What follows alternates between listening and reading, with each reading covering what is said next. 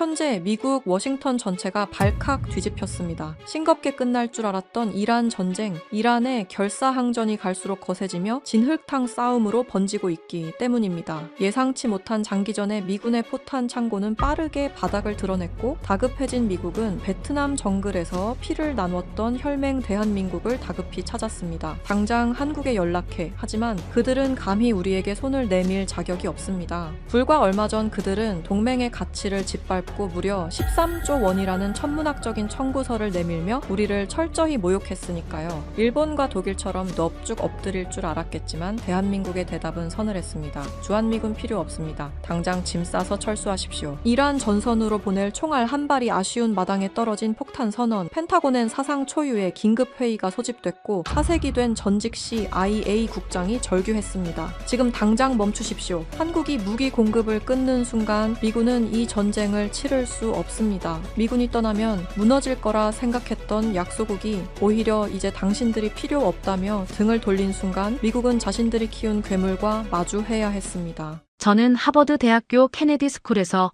국제관계학을 가르치는 스티븐 월터스 교수입니다. 그날 제 강의실에는 전 세계에서 모인 62명의 석사과정 학생들이 앉아 있었죠. 저는 굳은 표정으로 교탁에 서서 단도직입적으로 입을 열었습니다. 지난주 워싱턴에서 백악관의 주인을 만났습니다. 그리고 대한민국과의 방위비 협상이 완전히 꼬였다는 사실을 직접 확인했죠. 학생들의 눈이 일제히 커졌습니다. 이번이 벌써 11번째 백악관 방문이었지만 이번만큼은 회의실의 공기가 달랐습니다. 세계 최강대국의 수뇌부 얼굴에서 당황과 분노, 그리고 보이지 않는 공포를 동시에 읽었기 때문입니다. 저는 노트북을 열어 루스벨트룸에서 찍은 사진 한 장을 대형 스크린에 띄웠습니다. 미국 대통령이 불그락푸르락한 얼굴로 테이블을 거칠게 내려치는 찰나의 순간이 포착되어 있었죠. 미국 행정부는 최근 동맹국들에게 방위비 분담금을 대폭 올리라고 강하게 압박하고 있었습니다. 한국의 내민 청구서는 무려 100억 달러, 기존 금액의 10배에 달하는 굴욕적인 숫자였습니다. 뉴욕 출신의 엘리트 학생 브라이언이 손을 번쩍 들며 물었습니다. 교수님, 그게 그렇게 무리한 요구입니까? 어쨌든 우리 미국인들의 세금으로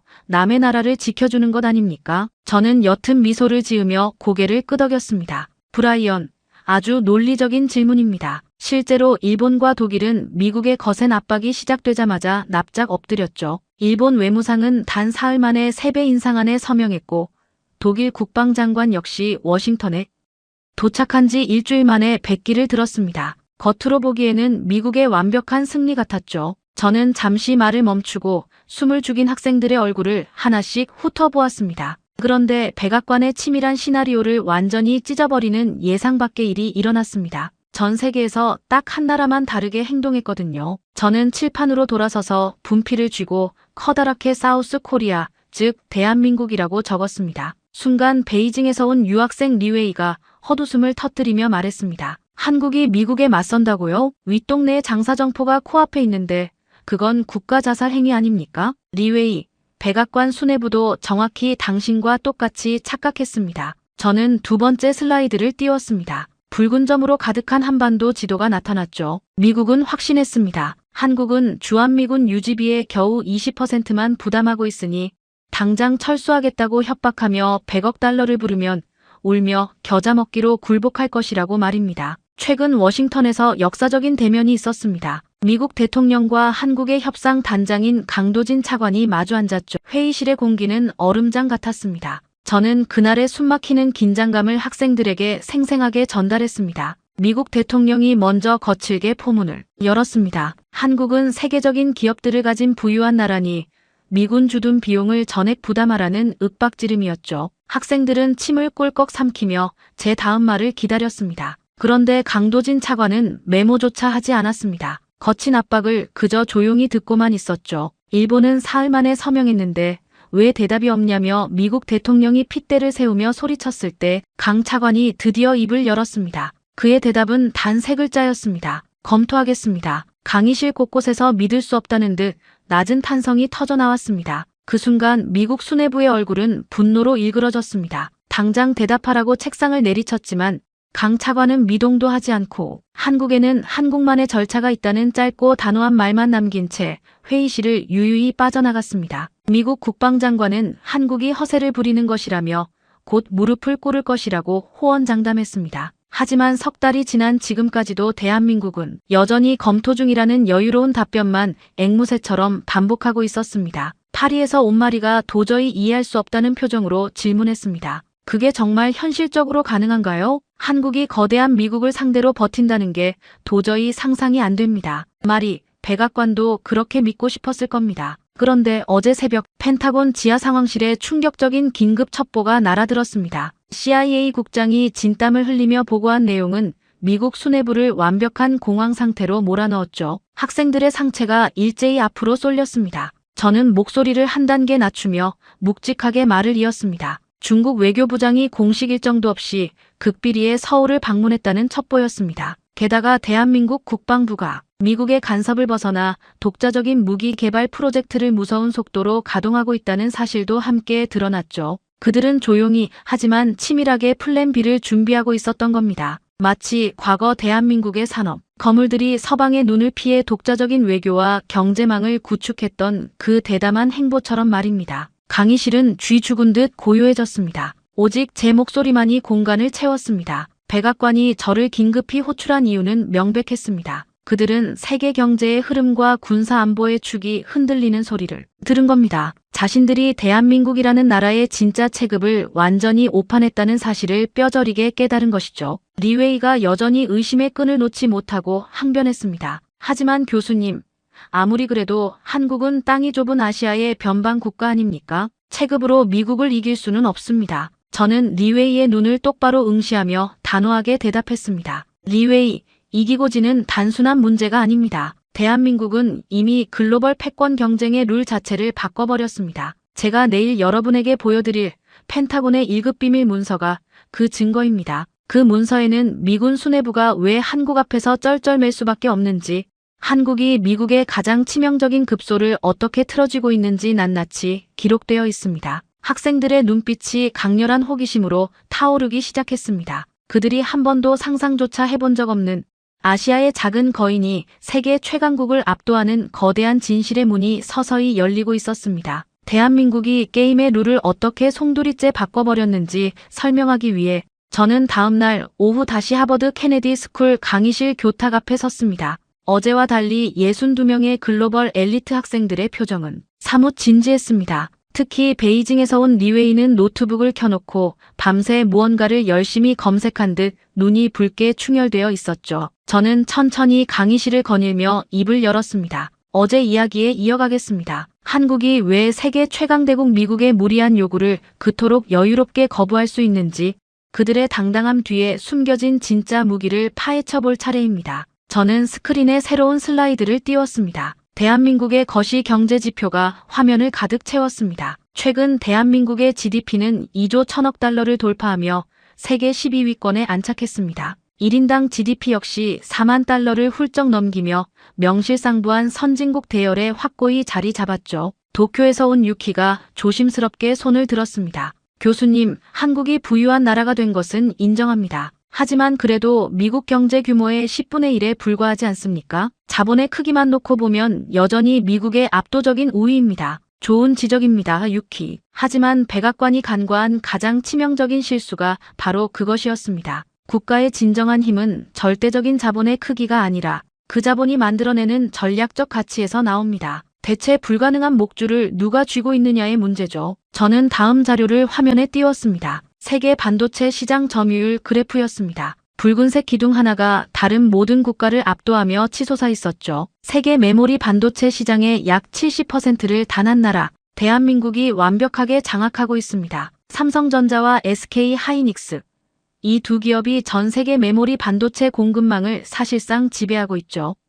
런던에서 온 제임스가 믿을 수 없다는 듯 안경을 고쳐 썼습니다. 70%요. 단 두 기업이 전 세계 공급망을 그렇게 통제한다는 게 현실적으로 가능한 이야기입니까? 네, 제임스. 그리고 수치보다 더 공포스러운 사실은 이 반도체들이 과연 어디에 쓰이고 있는가 하는 점입니다. 저는 화면을 전환해 익숙한 기업들의 로고를 띄웠습니다. 애플, 테슬라, 엔비디아, 그리고 마이크로소프트. 애플 아이폰에 들어가는 메모리 칩의 대부분이 한국산입니다. 테슬라 전기차를 움직이는 배터리 관리 시스템의 핵심 칩 역시 한국 기업이 공급하죠. 엔비디아의 차세대 AI 칩에 들어가는 초고대역 메모리는 오직 한국의 첨단 공정 기술로만 완벽한 양산이 가능합니다. 하지만 여러분, 이것은 단지 경제와 산업의 문제로 끝나지 않습니다. 저는 목소리에 힘을 실었습니다. 가장 끔찍한 진실은 펜타곤 깊숙한 곳에 숨겨져 있었습니다. 저는 백악관 상황실에서 미국 국방장관과 군 수뇌부의 얼굴이 하얗게 질리는 것을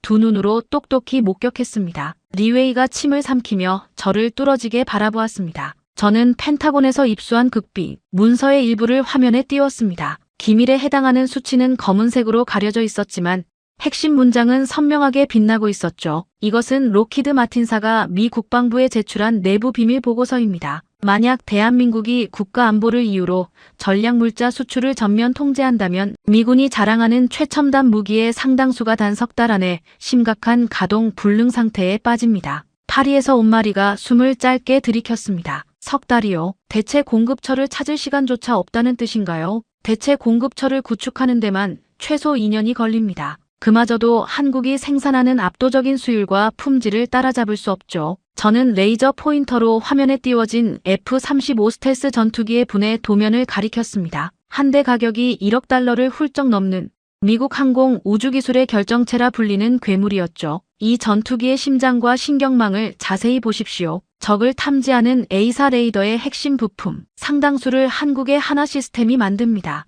전자전 장비의 핵심 반도체는 LIG 이노텍이, 항공전자 시스템의 초고속 메모리는 삼성이, 조종석의 첨단 디스플레이는 LG가 공급하고 있죠. 부품 단위로 들여다보면 한국 기업들이 공급하는 핵심 전자 부품의 비중이 압도적입니다. 강의실은 무거운 침묵에 휩싸였습니다. 누구도 입을 열지 못했죠. 미 공군과 해군이 운용 중인 F-35 전투기는 수백 대에 달합니다. 한국의 정비 지원과 특수 반도체 공급이 끊기는 순간 이 스텔스기들의 상당수가 수개월 만에 활주로에 발이 묶이게 됩니다. 이지스 구축함도 마찬가지입니다. 태평양 함대를 호위하는 이지스함 전투 체계의 고성능 프로세서에도 한국산 부품이 깊숙이 들어가 있죠. 한국 부품 없이는 적의 미사일을 요격할 레이더 체계에 심각한 차질이 빚어집니다. 패트리어트 미사일은 어떻습니까? 목표물을 추적하는 시커 장치의 핵심 부품 역시 한국 기업이 공급하고 있습니다. 그 하나가 없으면 패트리어트는 눈먼 로켓에 불과하죠. 독일에서 온 한나가 떨리는 목소리로 질문했습니다. 미국은 어쩌다 이렇게 치명적인 약점을 한국에 내준 겁니까? 그토록 철저한 나라가 말입니다. 경제 논리와 오만함 때문이었습니다. 펜타곤은 비용 절감을 위해 세계 최고 수준의 가성비와 품질을 자랑하는 한국 방산 업체들을 적극 활용했습니다. 지난 수십 년간 미국 국방부가 한국 업체에 지불한 금액은 천문학적인 규모에 달하죠. 그들은 자신들이 돈을 주며 한국을 하청업체로 부린다고 착각했습니다. 하지만 시간이 흐르며 상황은 완벽하게 역전되었습니다. 한국은 조용히 미군의 심장부에 자신들의 기술을 이식해버린 겁니다. 리웨이가 드디어 입을 열었습니다. 하지만 그의 목소리에는 어제와 같은 비웃음이 사라져 있었습니다. 교수님, 하지만 한국도 타격을 받지 않습니까? 미국이 앙심을 품고 무기 주문을 전면 중단하면 한국 방위 산업도 무너질 텐데요. 저는 여유롭게 미소를 지으며 리웨이의 질문을 받아쳤습니다. 리웨이, 아주 날카로운 분석입니다. 과거의 한국이었다면 분명 무너졌겠죠. 하지만 현실의 지표를 보십시오. 저는 대한민국의 최근 방산 수출 지도를 화면 가득 띄웠습니다. 유럽, 중동, 동남아시아, 호주 대륙까지 붉은색 화살표가 거미줄처럼 뻗어나가고 있었습니다. 대한민국은 이미 미국의 목을 매지 않습니다. 그들은 조용히 무기 시장의 판도를 바꾸며 세계 4위 방산 수출국으로 도약했습니다. 폴란드는 한국의 K2 전차를 대규모로 도입했고 호주는 K9 자주포를 주력으로 채택했습니다. 노르웨이, 이집트, 아랍에미리트까지 전 세계가 미국의 값비싸고 정치적 꼬리표가 붙은 무기 대신 압도적인 성능과 완벽한 기술 이전을 보장하는 한국제 무기에 열광하고 있습니다. 저는 칠판을 짚으며 단호하게 결론을 내렸습니다. 미국은 협상 테이블에서 100억 달러를 요구하며 한국의 목을 조르려 했습니다. 하지만 정작 목줄을 쥐고 있는 것은 한국이었습니다. 강도진 차관이 백악관 한복판에서 검토하겠다는 단 3글자만 남기고 돌아설 수 있었던 여유. 그것은 바로 자신들이 미국의 군사 패권과 세계 경제의 심장, 박동을 통제하고 있다는 완벽한 확신에서 나온 것이었습니다. 강의실의 공기가 뜨겁게 달아올랐습니다. 학생들의 눈빛 속에는 작은 아시아 국가에 대한 경외심이 피어오르고 있었죠. 그렇다면 여러분, 여기서 가장 섬뜩한 가정을 하나 해보겠습니다. 만약 미국이 끝내 오만함을 버리지 못하고 주한미군을 철수시킨다면, 그리고 분노한 대한민국이 그 즉시 모든 부품 공급을 끊어버리고 독자 노선을 걷는다면 이 세계에는 과연 어떤 일이 벌어질까요? 저는 학생들의 숨소리조차 들리지 않는 정적 속에서 나지막이 덧붙였습니다. 매사추세츠 공과대학의 슈퍼컴퓨터가 도출해낸 끔찍한 시뮬레이션 결과가 있습니다. 단 사흘, 72시간 안에 우리가 알고 있던 동아시아의 지도는 완벽하게 찢겨나갑니다. 그리고 그 중심에는 누구도 상상하지 못한 평택 미군 기지에 숨겨진 진실이 도사리고 있죠. 여러분, 보스턴에 위치한 MIT 지하의 서늘한 슈퍼컴퓨터 통제실을 상상해 보십시오.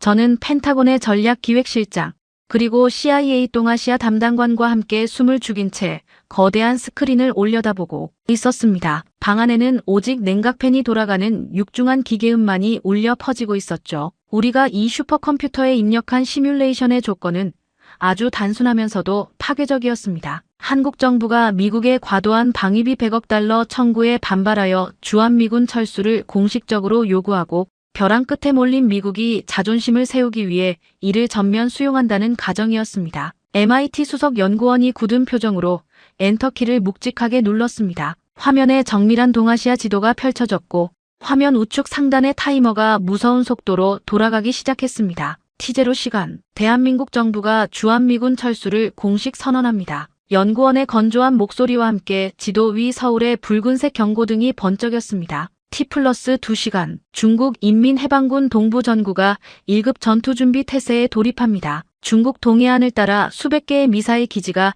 일제히 활성화되는 움직임이 포착됩니다. T+6시간, 북한이 평양에서 비상정치국 회의를 긴급 소집합니다. 안보의 빗장이 풀린 한반도의 새로운 정세에 대응하기 위한 움직임이죠. 하지만 진짜 재앙은 경제에서 먼저 시작됩니다. T+12시간, 아시아의 금융 허브들이 공황에 빠집니다. 일본의 니케이 지수가 단숨에 15% 폭락하며 주식 시장이 붕괴하기 시작합니다. 펜타곤 전략기획실장이 마른 세수를 하며 중얼거렸습니다. 벌써부터 동맹국들의 경제 충격이 시작된다는 사실에 그의 얼굴에는 낭패감이 역력했죠. 하지만 연구원은 화면에서 눈을 떼지 않은 채 다음 상황을 브리핑했습니다. 이제부터가 진짜 악몽입니다. T+24시간, 중국 해군 함정 80척이 대만 해협으로 집결합니다. 표면적인 명분은 정례 해상훈련이지만 사실상 대만을 완전하게 포위하는 해상봉쇄 작전입니다. T+36시간, 대만 정부가 전군의 비상동원령을 내립니다. 대만 총통은 워싱턴에 다급하게 군사 개입을 요청하죠. 미국은 제7함대를 급파하려 하지만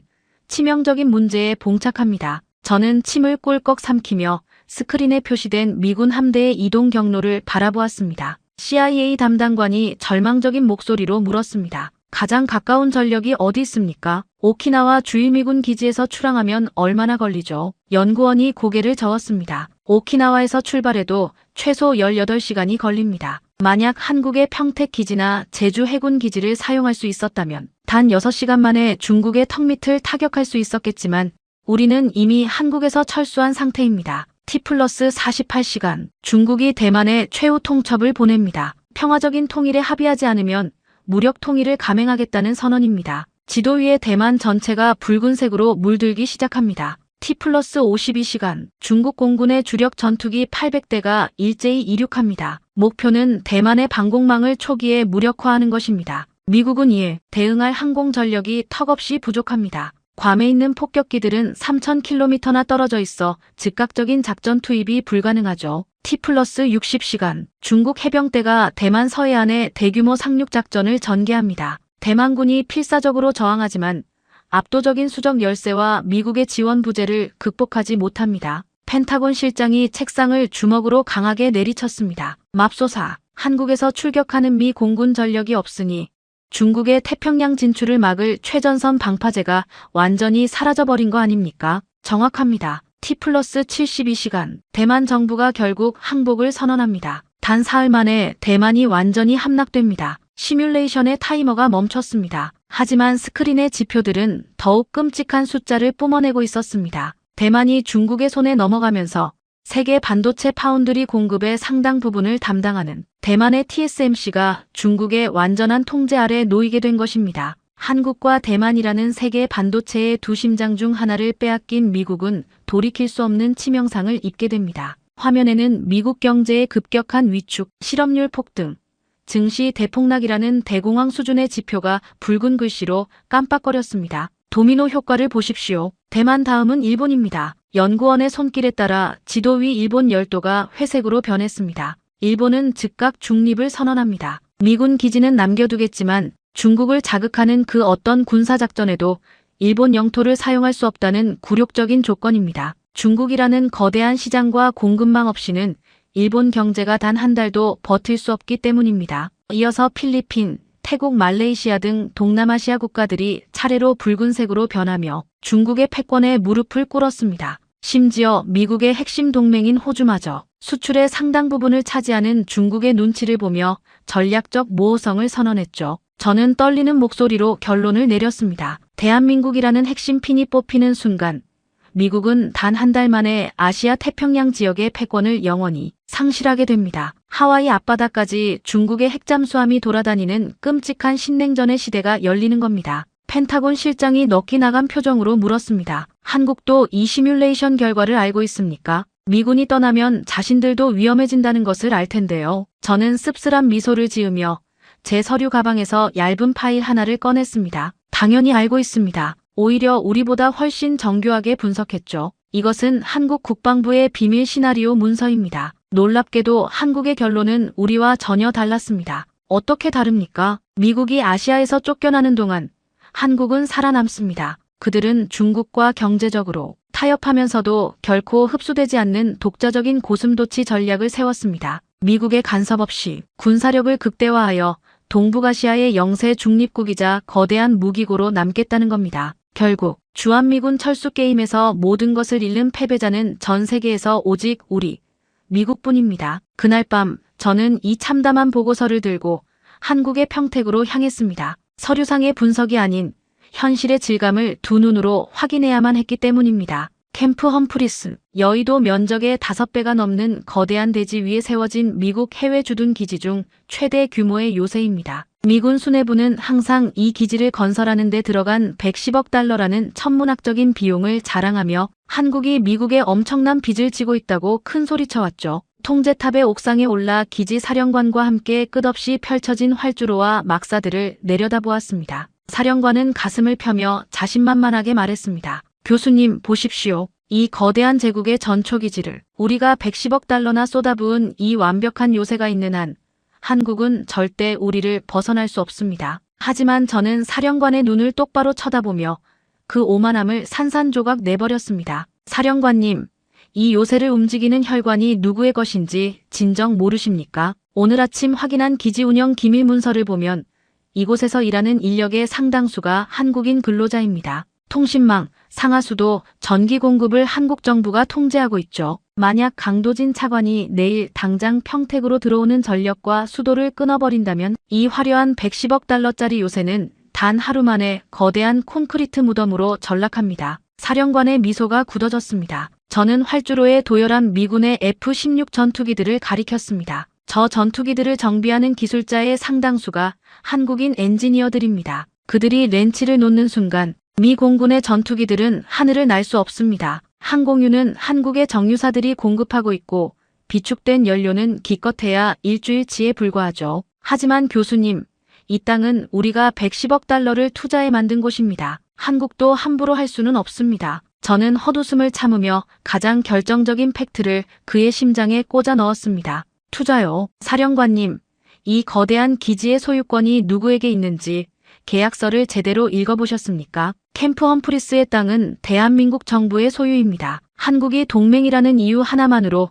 50년간 무상으로 빌려준 것뿐이죠. 만약 미국이 끝까지 억지를 부리며 100억 달러의 방위비를 내놓으라고 협박한다면 한국 정부는 토지 무상 임대 계약을 재검토하고 정상적인 임대료를 청구할 수 있는 것입니다. 사령관의 눈동자가 흔들리기 시작했습니다. 전문가들에 따르면 평택 기지 부지의 현재 가치는 천문학적인 수준입니다. 주변 신도시 개발과 맞물려 이 땅의 시가는 상상을 초월하죠. 한국 정부가 시장 논리에 따라 정당하게 청구할 수 있는 연간 임대료만 수십억 달러에 달합니다. 게다가 미군이 철수할 경우 발생하는 토양 오염 정화 비용까지 청구서에 포함되겠죠. 방위비 몇 푼 더 받아내려다가 도리어 수백억 달러의 위약금을 토해내고 빈손으로 쫓겨날 판이라는 뜻입니다. 우리는 발걸음을 옮겨 기지 지하 깊숙한 곳에 숨겨진 전시작전 통제소 벙커로 내려갔습니다. 핵무기, 공격에도 견딜 수 있도록 수십억 달러를 들여 특수 설계된 동북아시아 미군 지휘 체계의 심장부였죠. 벙커의 두꺼운 철문을 열고 들어가자 수많은 대형 스크린과 복잡한 통신 장비들이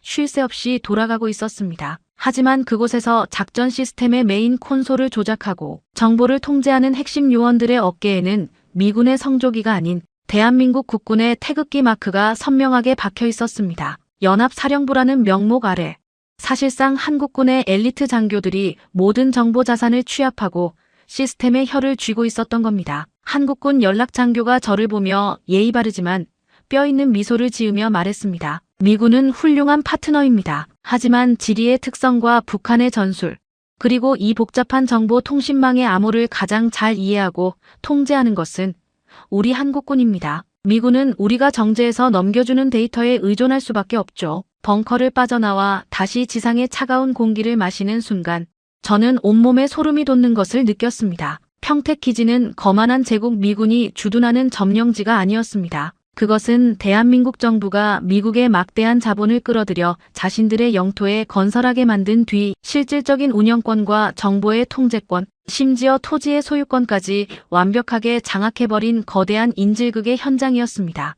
미국은 자신들이 110억 달러를 투자해 한국을 지배하고 있다고 착각했지만 실상은 한국이라는 거대한 용의 뱃속에 스스로 걸어 들어가 목숨줄을 맡긴 형국이었습니다. 며칠 뒤 워싱턴으로 돌아온 저는 백악관 집무실에서 미국 대통령과 국방장관을 마주했습니다. 저는 제가 보고 들은 시뮬레이션의 파멸적 결과와 평택 기지의 섬뜩한 진실을 가감없이 쏟아냈습니다. 대통령의 얼굴은 수치심과 분노, 그리고 어찌할 바를 모르는 당혹감으로 일그러졌습니다. 그들이 우리를 감쪽같이 속였단 말인가. 우리가 110억 달러나 부은 기지가 하루아침에 무용지물이 될 수 있다니. 속인 것이 아닙니다, 각하. 우리가 지나치게 오만하여 그들의 진짜 실력을 보지 못한 것입니다. 기지의 건물은 우리 것이지만 그 건물이 서 있는 땅과 그곳에 숨결을 불어넣는 시스템은 모두 대한민국의 것입니다. 우리가 떠나겠다고 협박하는 순간 한국군은 단 하루 만에 그 모든 시설과 장비를 고스란히 인수할 수 있는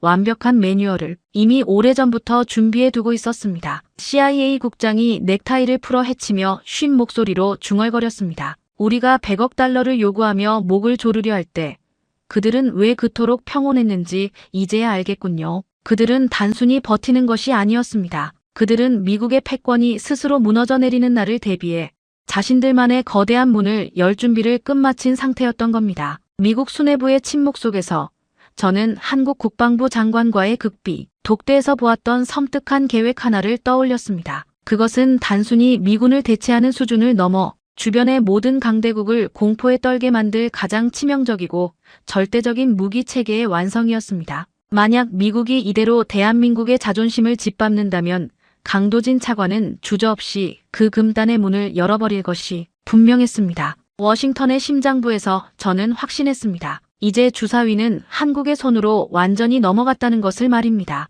평택 미군 기지의 섬뜩한 진실을 확인한 직후 저는 워싱턴으로 돌아가는 대신 펜타곤의 묵인 아래 발걸음을 서울로 돌렸습니다. 대한민국이 쥐고 있다는 진짜 패. 그들이 미군 철수라는 극단적인 상황 속에서도 살아남을 수 있다고 확신하는 근거를 제 두 눈으로 직접 확인해야만 했기 때문입니다. 삼엄한 경계를 뚫고 들어간 용산 국방부 청사의 지하 깊은 곳, 일반인의 출입이 완벽하게 통제된 차가운 벙커 안에서 저는 대한민국 국방부 장관과 아무도 모르는 극비 독대를 가졌습니다. 장관은 굳은 표정으로 제 앞에 두꺼운 서류철 하나를 내려놓았습니다. 빛바랜 표지 위에는 자주국방 완성이라는 글자가 붉은색으로 선명하게 박혀 있었죠. 월터스 교수님, 미국이 100억 달러라는 모욕적인 청구서로 우리 목을 조를 때 우리는 단순히 시간만 끌며 버틴 것이 아닙니다. 이 문서는 그 너머의 시간, 즉 미국이 우리를 버렸을 때 대한민국이 홀로 살아남기 위해 준비한 지독한 생존 전략입니다. 장관이 서류를 넘길 때마다 저는 치밀어 오르는 경악을 숨길 수 없었습니다. 첫 페이지부터 압도적이었습니다. 대한민국의 국방 예산을 현재의 70조 원에서 수년 안에 120조 원으로 폭발적으로 증액한다는 계획이었죠. 국가 GDP의 3.5%를 오직 무력을 키우는데 쏟아붓겠다는 끔찍한 결기였습니다. 그는 구체적인 무기 개발 청사진을 짚어나갔습니다. K3 차세대 전차 500대, K21 보병 전투 장갑차 2000대, 그리고 우리의 독자 기술로 만든 KF-21 보람의 스텔스 전투기 300대, 이 모든 것을 수입이 아닌 완벽한 국산 기술로 찍어냅니다. 하지만 교수님, 진짜 무서운 것은 바다 아래에 있습니다. 장관의 손가락이 가리킨 곳에는 차세대 잠수함 프로젝트의 도면이 펼쳐져 있었습니다. 무려 4,000톤급의 거대한 잠수함 9척을 극비리에 건조 중이라는 내용이었습니다. 그 잠수함들에는 바닷속에서 적의 심장부를 타격할 수 있는 SLBM, 즉 잠수함 발사탄도 미사일이 탑재되도록 설계되어 있었죠. 제가 떨리는 목소리로 핵탄두 없이 재래식 폭약만 싣는 것이냐고 묻자 장관은 서늘하고도 의미심장한 미소를 지으며 다른 서류 하나를 더 꺼냈습니다. 한국원자력연구원의 이서입니다. 우리의 진짜 능력을 평가한 결과물이죠. 서류에 적힌 숫자를 본 순간 제 심장은 멎을 뻔했습니다. 수십 년간 원자력 발전소에서 쏟아져 나온 사용 후 핵연료가 막대한 양으로 쌓여 있었고 이를 재처리할 수 있는 기술적 역량은 이미 충분히 확보된 상태였습니다. 장관의 목소리가 벙커 안을 무겁게 울렸습니다. 만 내린다면 1년 안에 우리는 상당한 수의 핵탄두를 확보할 수 있습니다. 핵 확산, 금지 조약은 언제든 국회의 동의를 얻어 탈퇴하면 그만입니다. 윗동네의 북한도 탈퇴했는데 세계 10위권의 경제대국인 우리가 못할 이유는 전혀 없죠. 미국이 경제 제재로 우리를 협박한다면 우리는 곧바로 중국과 손을 잡고 제재를 무력화할 카드를 꺼낼 겁니다. 그는 대한민국의 창끝이 어디까지 닿을 수 있는지도 보여주었습니다. 최신형 현무미사일의 재원은 충격 그 자체였죠. 사거리가 수천 킬로미터에 달하는 괴물이었습니다. 이 거리는 괌의 미군 기지는 물론이고 태평양 건너 미국 본토의 서부 해안까지 위협할 수 있는 끔찍한 사거리였습니다. 게다가 정밀 유도를 통한 타격 오차 범위는 극히 미세한 수준이었죠. 우리는 결코 미국과 척을 지려는 것이 아닙니다. 하지만 중국, 러시아, 일본이라는 거대한 포식자들 사이에서 살아남으려면 우리 스스로 맹독을 품은 고슴도치가 되어야만 합니다. 임진왜란, 일제강점기, 6.25 전쟁, 힘이 없어서 남의 발밑에 짓밟혔던 그 피눈물 나는 역사를 우리 후손들에게는 2번 다시 물려주지 않겠다는 지독한 오기입니다. 보호자는 필요 없습니다. 우리는 대등한 파트너를 원할 뿐입니다. 용산 벙커에서 확인한 대한민국의 금단의 문은 워싱턴 수뇌부를 공황 상태로 몰아넣기에 충분했습니다. 하지만 엎친 데 덮친 격으로 바로 그 무렵 CIA가 타전한 또 다른 긴급 첩보는 사태를 돌이킬 수 없는 파국으로 몰고 가고 있었습니다. 장소는 베이징의 화려한 다오위타이 국빈관. 그 육중한 문턱을 넘은 것은 다름 아닌 대한민국의 강도진 차관이었습니다. 중국 외교부장은 특유의 여유로운 미소를 띠며 강 차관을 맞이했죠. 그날 오갔던 밀담의 내용은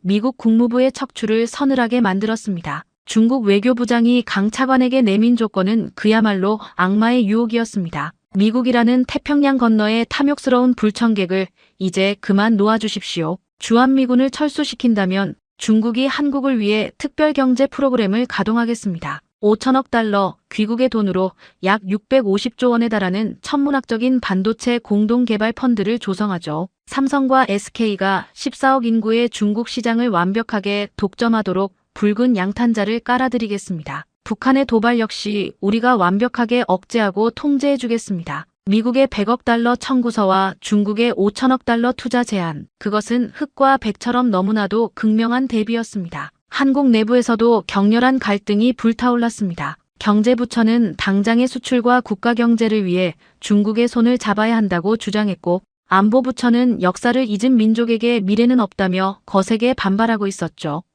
워싱턴 백악관 오벌 오피스. 제 브리핑과 CIA의 첩보를 모두 전해들은 미국 대통령의 얼굴은 종이장처럼 창백해져 있었습니다. 책상을 내리치던 호기는 온데간데 없이 사라지고 원초적인 공포가 방안을 무겁게 짓눌렀습니다. CIA 국장이 마른 침을 삼키며 경고했습니다. 대통령님, 만약 한국이 모욕감을 견디지 못하고 중국의 품으로 넘어가거나 독자적인 핵무장을 감행한다면 게임은 완전히 끝납니다. 한국이 핵을 가지면 일본도 반년 안에 방위 원칙을 폐기하고 핵을 가질 것입니다. 이어서 대만까지 핵무장에 돌입하겠죠. 동아시아 전체가 언제 터질지 모르는 거대한 지옥불로 변하는 핵 도미노 현상이 시작되는 겁니다. 우리가 아시아에서 쥐고 있던 패권은 산산조각이 납니다. 미국 국무장관이 두 손으로 얼굴을 감싸 쥐며 탄식했습니다. 진퇴양난, 벼랑 끝에 몰린 것은 13조 원의 청구서를 받은 한국이 아니라 얄팍한 계산기로 동맹의 심장을 찔렀던 미국 자신이었습니다. 대통령이 떨리는 목소리로 제게 물었습니다.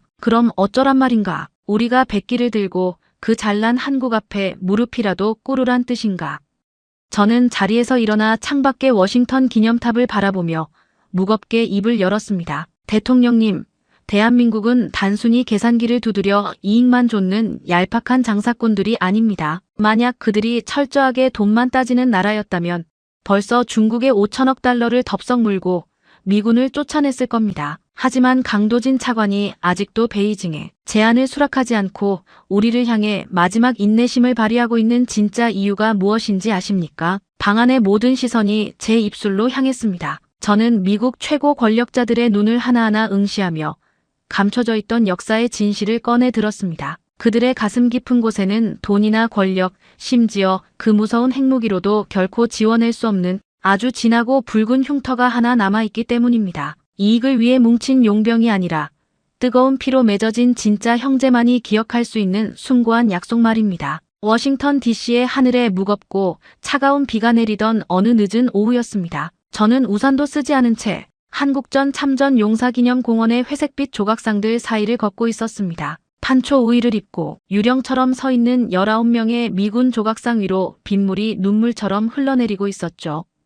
그리고 그 조각상의 끝자락, 가장 어두운 그림자가 드리운 곳에 강도진 차관이 홀로 서 있었습니다. 그의 젖은 코트기 사이로 차가운 바람이 스며들고 있었지만 강 차관의 두 눈은 그 어떤 불꽃보다 뜨겁게 타오르고 있었습니다. 제가 다가가자 그는 말없이 품속에서 아주 낡고 빛바랜 흑백 사진 한 장을 꺼내어 제게 건넸습니다. 사진 속에는 앳된 얼굴을 한 한국군 병사가 정글의 열대우림을 배경으로 서 있었죠. 제 할아버지입니다. 강 차관의 목소리는 낮게 떨리고 있었습니다. 수십 년 전 이름도 모르는 베트남의 어느 습한 정글에서 미군들을 구하기 위해 뛰어들었다가 영영 가족의 품으로 돌아오지 못하셨죠. 저는 말문이 막혔습니다. 강 차관은 비에 젖은 사진을 조심스럽게 쓰다듬으며 묵직한 진실을 토해냈습니다. 대한민국은 베트남이라는 이국 땅에 무려 32만 명이라는 엄청난 규모의 젊은이들을 보냈습니다. 맹호 부대와 청룡 부대의 깃발 아래 그중 5천여 명의 아들들이 타국의 정글에서 붉은 피를 흘리며 전사했고 11,000명이 넘는 청년들이 평생 지워지지 않는 상위군인의 멍에를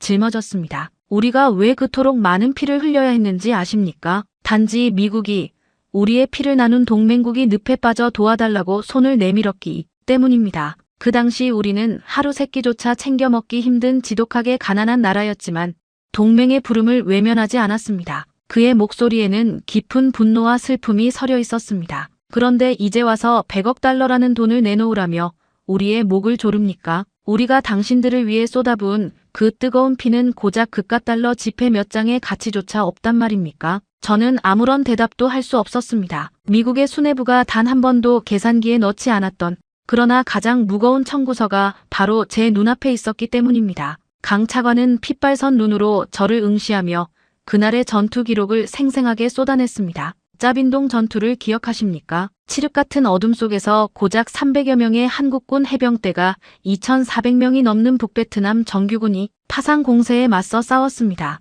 미군조차 포기하고 후퇴하라고 명령했던 그 절망적인 포위망 속에서 한국군은 단 한 걸음도 물러서지 않았습니다. 왜 그랬는지 아십니까? 총알이 빗발치고 전우의 살점이 튀는 그 지옥 속에서도 동맹군의 측면을 지킨다는 명예와 대한민국 군인의 이름을 더럽힐 수 없다는 지독한 자존심 하나로 버틴 겁니다. 그의 말은 펜타곤의 기록과 정확히 일치했습니다. 안케 전투는 어떻습니까? 고립된 미군을 구출하기 위해 투입된 한국군 1개 대대가 무려 북베트남 1개 사단의 병력을 맨몸으로 막아냈습니다. 살이 찢기고 뼈가 부서지는 백병전 속에서도 그들은 결코 진지를 포기하지 않았습니다. 당시 미군 최고 사령관이 펜타곤에 보낸 비밀 전문에 뭐라고 적혀 있었는지 제가 알려드리죠. 한국군은 이 지옥 같은 베트남 정글에서 우리가 등 뒤를 맡길 수 있는 유일하고도 가장 완벽한 동맹군이다라고 적혀 있었습니다. 그게 당신들이 우리에게 바쳤던 찬사였습니다. 강 차관과의 만남 이후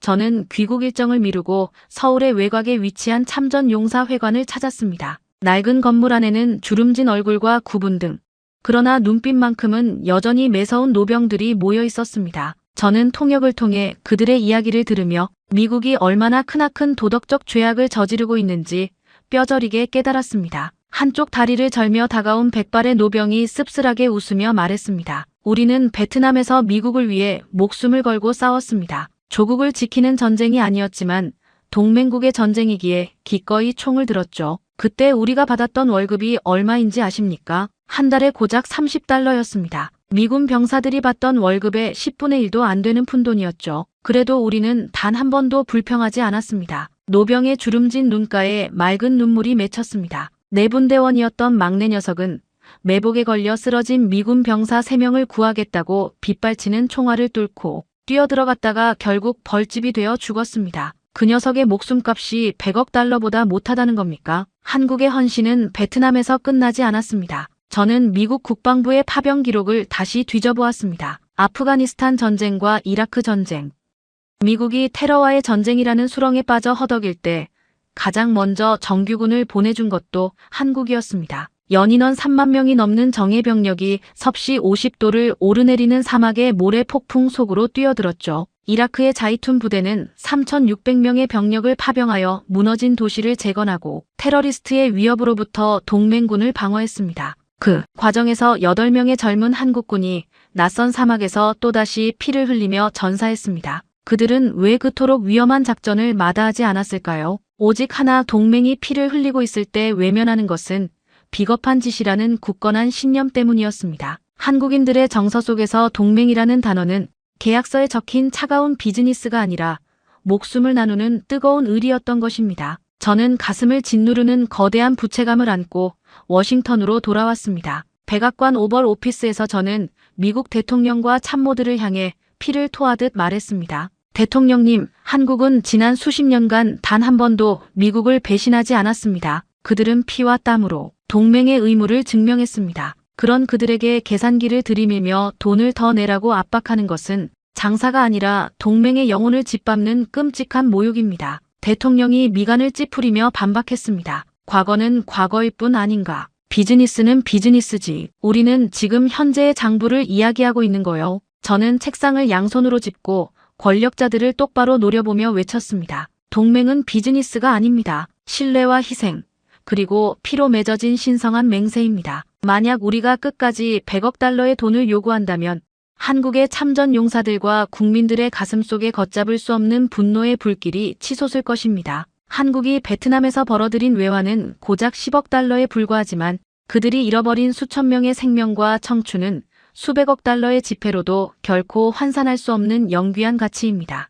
미국 국무장관이 제 말에 동의하듯 무겁게 고개를 끄덕였습니다. 교수님의 말이 맞습니다. 우리가 만약 이대로 압박을 강행한다면 그것은 한국의 자존심을 건드리는 것을 넘어 그들의 신성한 희생을 완벽하게 부정하는 꼴이 됩니다. 명분에서 완벽하게 패배하는 겁니다. 저는 빗속에서 강도진 차관이 남겼던 마지막 말을 백악관 수뇌부에게 전했습니다. 과거를 잊고 계산기만 두드리는 동맹에게는 결코 미래가 없습니다. 대한민국은 32만 명의 피와 눈물을 똑똑히 기억하고 있습니다. 이제는 미국이 그 피의 무게를 기억하고 존중해야 할 차례입니다. 그날 밤 저는 다시 워싱턴의 한국전 참전 기념비를 찾았습니다. 차가운 대리석 벽면에는 6.25 전쟁에서 목숨을 잃은 수만 명의 미군 이름이 빼곡하게 새겨져 있었습니다. 우리는 이 영웅들의 이름을 기억하며 숭고한 희생이라고 부릅니다. 하지만 그 곁 어디에도 우리의 부름에 응답하여 베트남의 정글에서 쓰러져간 5천여 명의 대한민국 청년들의 이름은 없었습니다. 그들도 우리의 깃발 아래서 함께 피를 흘린 진정한 전우였음에도 말입니다. 비에 젖은 대리석을 쓰다듬으며 저는 확신했습니다.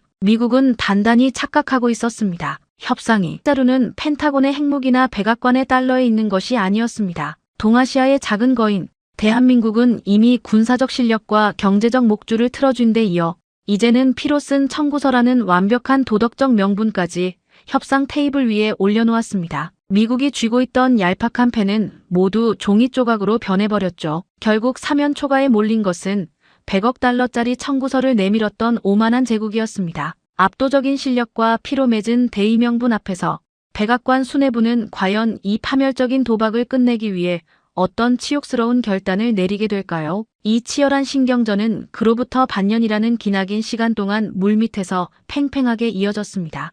피로 쓴 청구서가 미국 수뇌부의 심장을 강타한 지 정확히 6달이 흘렀습니다. 백악관 루스벨트룸의 육중한 문이 다시 열렸을 때 회의실을 채운 공기는 이전과는 완벽하게 달랐습니다. 오만하게 책상을 내리치며 한국을 몰아세우던 미국 대통령의 눈빛에는 전에 없던 신중함과 피로감이 짙게 배어 있었습니다. 그 맞은편에 앉은 강도진 차관은 반년 전과 똑같이 서늘하고 표정 없는 얼굴로 백악관 참모진을 응시하고 있었죠. 가장 먼저 침묵을 깬 것은 미국 대통령이었습니다. 우리가 지난 6달 동안 동맹의 가치와 현재의 상황을 다시 깊이 생각해 보았습니다. 그의 목소리는 방어적이었습니다. 학생들을 가르치는 제 귀에도 그 미세한 떨림이 선명하게 들렸습니다. 방위비 분담금 인상률을 13.9%로 제한합니다. 현재의 10억 달러에서 불과 1억 4천만 달러만 올린 11억 4천만 달러입니다. 100억 달러 요구는 완벽하게 철회하겠습니다. 미국이 백기를 든 순간이었습니다.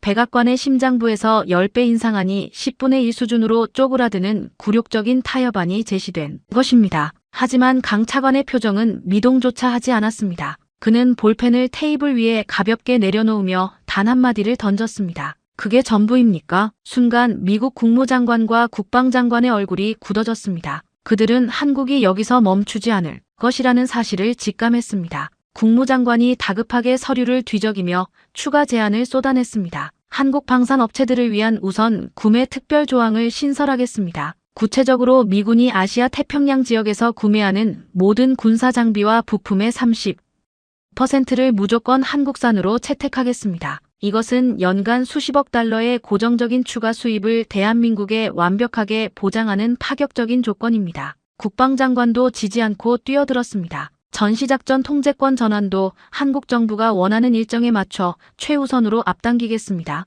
과거처럼 미군이 주도하는 것이 아니라 앞으로는 한국군이 작전을 완벽하게 주도하고 미군이 철저하게 지원하는 수평적인 체제로 완전히 바꾸겠습니다. 그제야 강 차관의 입가에 아주 엷은 미소가 번졌습니다. 좋습니다. 서울에 돌아가 긍정적으로 검토하겠습니다. 일주일 안에 최종 답을 드리죠. 회의가 끝난 후 미국 대통령은 참모들을 향해 우리가 너무 많이 양보한 것 아니냐며 허탈하게 화를 냈습니다. 하지만 저는 냉정하게 현실을 짚어주었습니다. 각하, 한국을 잃고 아시아 패권을 붕괴시키는 것보다는 100배 나은 선택입니다. 한국은 처음부터 돈을 아끼기 위해 이 지독한 협상을 끌어온 것이 아닙니다. 그렇습니다. 한국 국방부의 한 고위 관료가 저에게 은밀하게 털어놓았던 속내는 정확히 적중했습니다. 그들은 방위비를 방어하는 것을 넘어 100억 달러라는 미국의 무리수를 역이용해 미국의 숨통을 조이고 방산 협력과 군사주권이라는 거대한 전리품을 모두 챙긴 것입니다.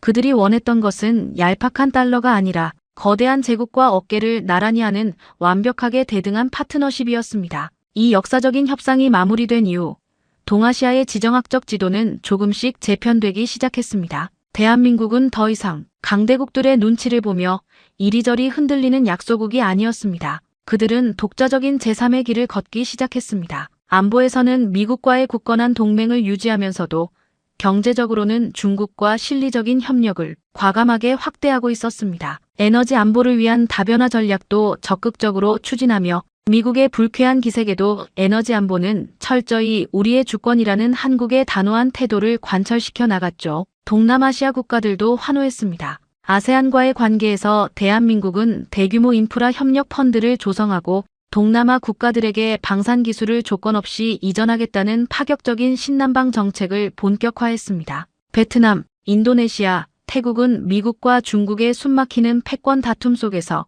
자신들을 윽박지르지 않고 진정한 발전을 이끌어줄 완벽한 롤모델이자 든든한 형제국가를 얻게 된 것입니다. 인도와 호주 역시 한국의 앞다투어 전략적 동반자 관계를 요청해 왔습니다. 거대한 강대국들의 체스판 위에서 말로 쓰이는 것을 거부하고 스스로 게임의 룰을 만드는 플레이어가 되겠다는 중견국들의 연대. 그 거대한 새로운 질서의 정중앙에 바로 대한민국이 우뚝 서 있었습니다. 선진국들의 핵심 회의에 빠짐없이 초대받고 G20 무대에서 글로벌 어젠다를 주도하며 국제사회에서 평화와 번영의 새로운 모델을 제시하는 나라. 6.25 전쟁의 잿더미 속에서 국제사회의 원조를 구걸하던 가장 가난한 나라가 이제는 전 세계 개발도상국들이 가장 닮고 싶어하는 완벽한 기적의 상징이 된 것입니다. 시간이 흘러 다시 하버드 케네디 스쿨 강의실. 저는 한 학기 동안 이어졌던 길고 치열했던 수업을 마무리하고 있었습니다. 62명이 글로벌 인재들은 숨소리조차 내지 않고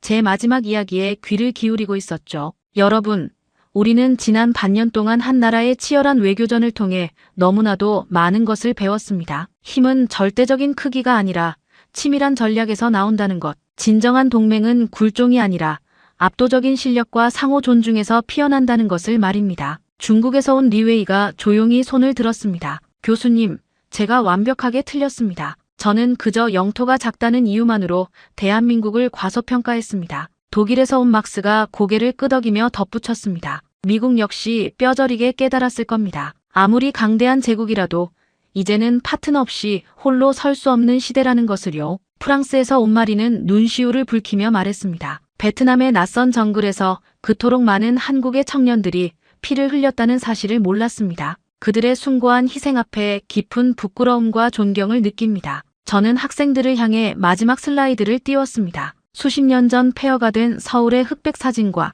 현재 세계 최고 수준의 군사력과 경제력을 자랑하며 빛나는 대한민국의 모습이 나란히 배치되어 있었죠. 대한민국이 전 세계에 가르쳐준 교훈은 명확합니다. 아무리 척박한 땅이라도 포기하지 않으면 강해질 수 있다. 동맹에 헌신하되 결코 스스로의 영혼을 팔아넘기지 않는다. 그리고 어제의 슬픈 역사를 딛고 일어나 마침내 내일의 세계 질서를 스스로 그려낸다. 수업을 마친 후 교탁을 정리하는 제게 리웨이가 다가왔습니다. 그의 눈빛은 첫 수업 때의 오만함 대신 깊은 동경으로 가득 차 있었죠. 교수님, 졸업하면 가장 먼저 한국으로 가보려 합니다. 아시아의 작은 변방에서 시작해 거대한 세계의 심장이 된 그 나라의 진짜 숨결을 제 두 눈으로 직접 확인하고 싶습니다. 저는 리웨이의 어깨를 두드리며 따뜻하게 미소 지었습니다. 아주 훌륭한 선택입니다. 당신이 그곳에서 마주하게 될 진짜 대한민국의 힘은 제가 강의실에서 들려준 100마디의 말보다 훨씬 더 크고 경이로울 테니까요. 여러분, 지금까지 하버드 교수가 지켜본 한미 방위비 협상의 이면을 함께 하셨습니다. 어떠셨습니까? 100억 달러의 부당한 압박, 6달의 기나긴 침묵, 그리고 13.9%라는 기적적인 역전. 펜타곤 수뇌부는 결국 이렇게 인정할 수밖에 없었습니다. 우리가 보호한다고 착각했던 나라가 이제 우리의 운명을 쥐고 있습니다.